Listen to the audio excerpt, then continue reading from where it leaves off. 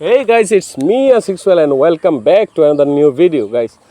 তো আজকে খুবই নিরালা একটা জায়গাতে আসছি, খুবই নিরিবিলি একটা জায়গাতে আসছি। আপনারা দেখতে পারতেছেন যে ওই পাশে কিন্তু পুকুর পাড় আছে, ঠিক আছে। আর এই দিকে ঠিক আমার ক্যামেরার ব্যাকগ্রাউন্ডে ঠিক আছে আপনারা দেখতে পারতেছেন যে কি বিস্তর লীলাভূমি, কি সবুজের কি একটা সৌন্দর্য।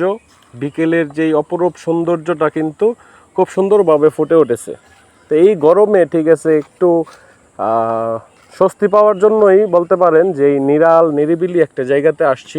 পাশাপাশি পুকুর, পাশাপাশি এইদিকে ক্ষেত, অনেক বড় বিস্তর একটা ভূমি, খোলামেলা একটা জায়গাতে আসছি। পুরুপ সৌন্দর্যের লীলাভূমি আমাদের এই বাংলাদেশ, ধনধান্যে পুষ্পে ভরা আমাদের এই বসুন্ধরা। প্রিয় দর্শক, আমি এখন যেই জায়গাটাতে আসি এই জায়গাটা কিন্তু অনেক সুন্দর একটা জায়গা। পরন্তু বিকেলে এখানে বসে আড্ডা দেওয়ার মজাটাই আলাদা।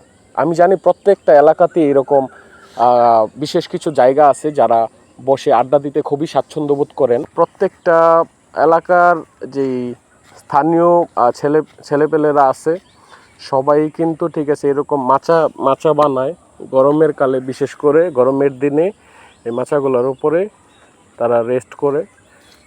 তো ঠিক আছে, সবাই এরকম যাদের মাচা নাই নিজস্ব তারা তৈরি করে নিতে পারেন, গরমের মধ্যে একটু স্বস্তি পেতে পারেন। তো এই গরমের দিনে ঠিক আছে কারা কারায় মাচায় বসে আড্ডা দেন, কোন কোন জায়গার মানুষ আপনারা এই মাচায় বসে আড্ডা দেন, ঠিক আছে, কার বাড়ি কোথায় আপনারা অবশ্যই কমেন্ট করতে চাইলে অবশ্যই কমেন্ট করে জানাইতে পারেন।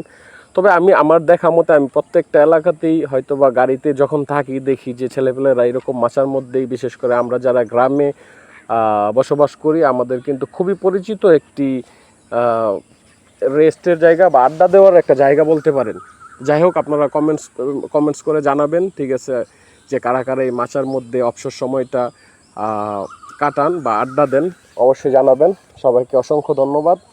Take care, best of.